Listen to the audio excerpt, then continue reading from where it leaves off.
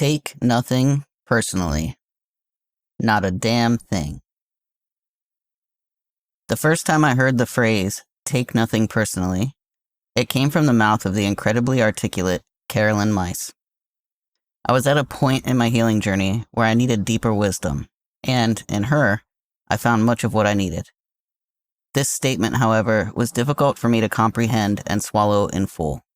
It took many months, perhaps even a full year, for me to finally see it clearly in my life experience and actually start to embody it.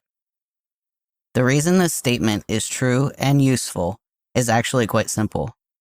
As individuals, each of us has our own perspective or vantage point of life, our own unique experience of it. None of us experiences the world in the same exact way.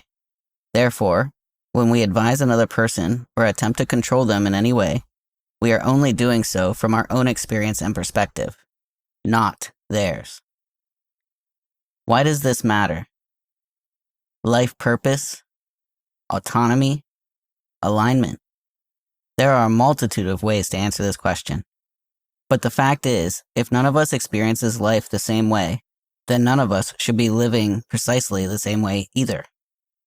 We can search for relatability and use that relatability to try new avenues in our own lives, but it is ultimately a personal choice to do anything we end up doing.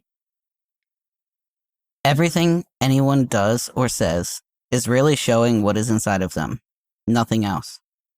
It shows their conditioning, their beliefs, and their view of the world. The lyrics of the Doors song People Are Strange comes to mind here. People are strange when you're a stranger. Faces look ugly when you're alone. Women seem wicked when you're unwanted. Streets are uneven when you're down. When you're in a hurry to get somewhere, it seems as if everyone around you is going slow as sludge.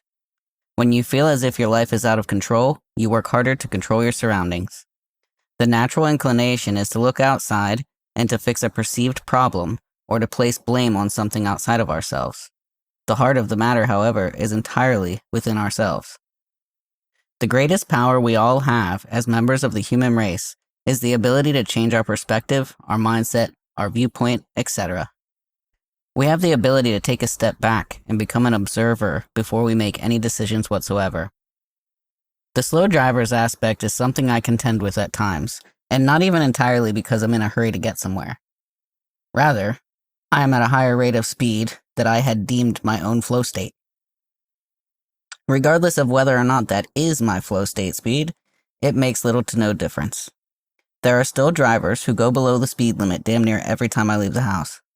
I could waste my precious energy ranting and raving behind the wheel, and indeed sometimes I do, for a brief moment. Gotta let the angst escape somehow, you know? It's much more beneficial to me if, once I've released the angst, I let the experience teach me to slow down and to enter a new speed of flow. There is no rush.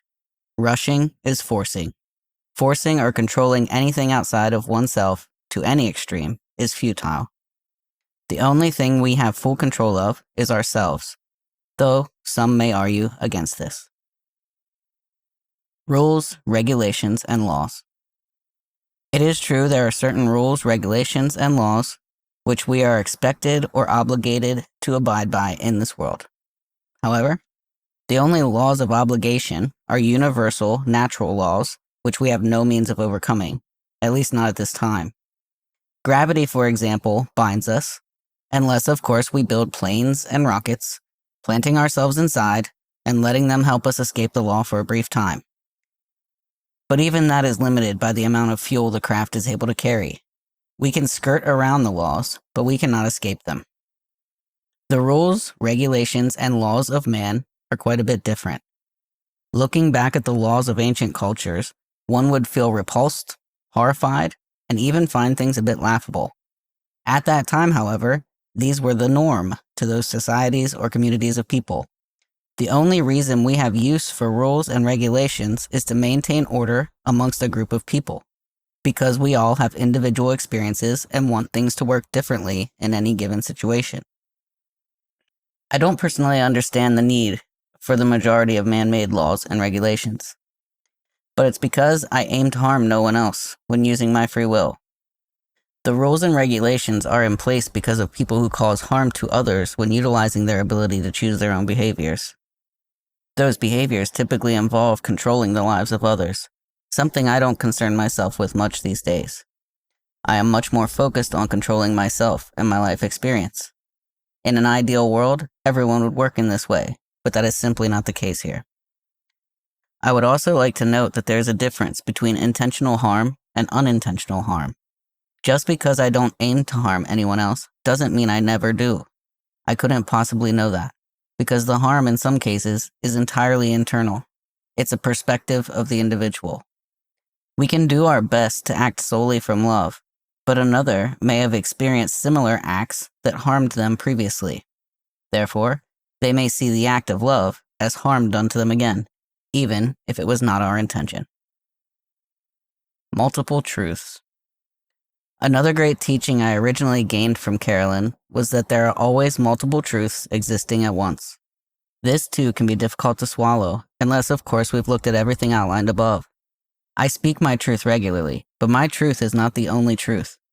There are a multitude of facets to every topic, and to touch on every single one of them, though it's often been my aim, blame my Capricorn double Gemini energy, is simply not reasonable for myself nor readers of my work. We can take a look back at the slow drivers again here. If I am in a hurry to get somewhere, it's because my truth is perhaps that I am running behind schedule and trying to get to an important appointment.